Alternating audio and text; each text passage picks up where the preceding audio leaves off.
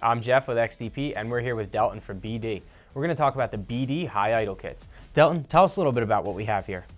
So our HighIdle kit is designed primarily for cold weather applications, is what it was originally designed for, to increase the RPM, help your engine warm up a little bit quicker.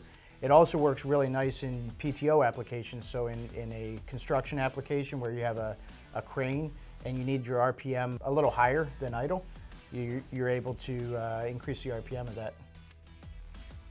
So Delton, this looks like it has a pre-made wiring harness. How hard is this to install in my truck? Super easy. So one thing at BD is we try to make everything with the end user in mind. So essentially with the end user being able to install it in their driveway, in their garage.